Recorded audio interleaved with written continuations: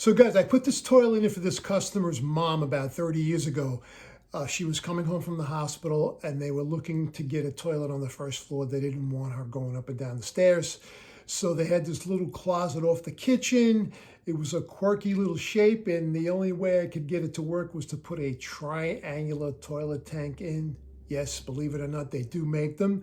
Eljer made this one way back in the day. She called me up about a month and a half ago and said that the toilet wasn't working. It kept running. It wasn't flushing correctly. I went over there and she still had the original ball cock, or AKA fill valve, with a faulty flapper. So I put a new Fluidmaster fill valve and a new flapper in. Everything was great until about 2 weeks ago. I get a call. She's in a little bit of a frenzy. She said she saw water on the floor and it's leaking from the second floor bathroom into that room. Well, I went over there, took a look. I did see water on the floor. It wasn't a flood, but there was water on the floor. I looked up at the ceiling and you could see signs of a leak. But it wasn't until I climbed up on a chair and got a really close look at that ceiling and I realized that was an old leak that they must have had years ago, and they never fixed the ceiling. So I went snooping around, did a little investigative work, and coming up in this video, you're going to see what I found. These things have a specific case use, and they work really well if you have the right circumstances. So check out the video, and I'll catch you on the other side.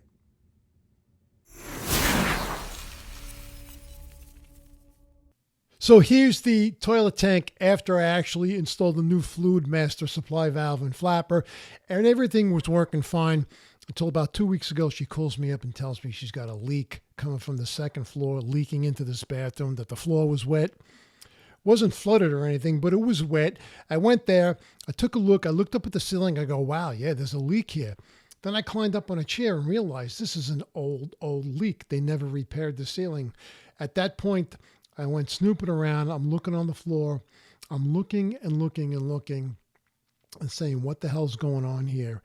And as I'm about to walk out of the room, I noticed out of the corner of my eye, and as you can probably witness right now on the right-hand corner, that toilet tank was cracked and I saw the water streaming down the side of the tank. And that was leaking onto the floor, and then it was rolling over and hitting the wall. And that's what she actually saw. So that's why I guess when she looked up at the ceiling, she assumed it was coming from the ceiling. But that wasn't the case. At this point, it was time to get a replacement because there's no fixing this. Anyway, I went out and found the new replacement equipment. I yanked this tank and bowl, and the bolts for the tank were kind of fused on there. They had metal nuts on brass bolts, so it was going to be easier for me to cut it out. I took it out, swung it around, got my M18 multi-tool with a metal cutting blade, stuck that between the tank and the bowl, and I cut the bolts out. And as you can see here, the bolts were pretty rusted on there, and there was no way they were going to screw off. So I just cut them off. Just a little pro tip. That's how I do it. But in this case, I didn't do it in place. I swung the ball around, which was much easier. So anyway, I went out and found the replacements for this Eljer tank and bowl. It's a Cadet Pro, Triangle Cadet Pro. And I got a matching bowl. Now, these are 1.28 GPM flush toilets.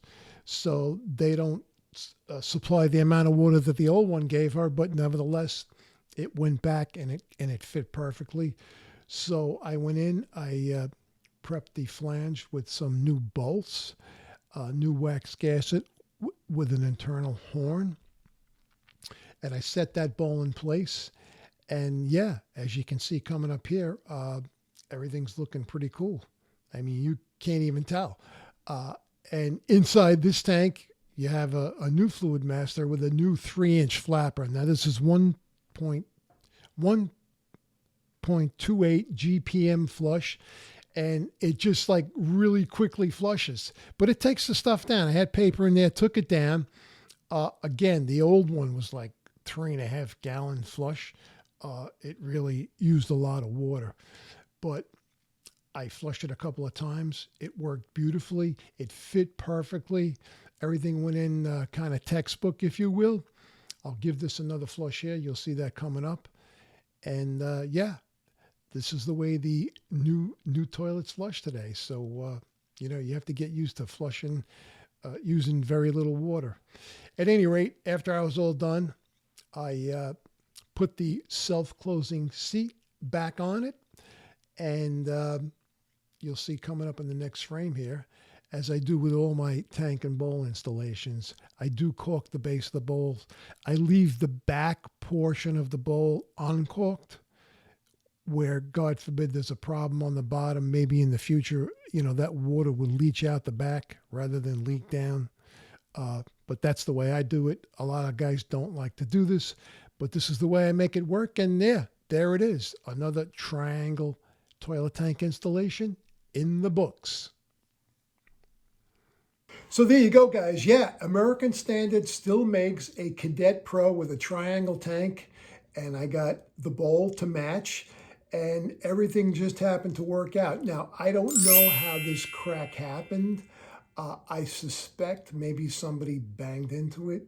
It's just my opinion. I definitively can't really tell you what happened. All I know is that it had to be replaced, and I found the replacement. I was happy. She was happy. Worked out really well. And if you have a specific room with some quirky measurements and you can't get the bowl in on a long wall or a short wall without your knees, hitting that wall, maybe a corner or triangular tank is going to work out for you. Anyway, guys, I hope you enjoyed the video. Hope to see you soon in my next video. Stay well. And as always, happy plumbing.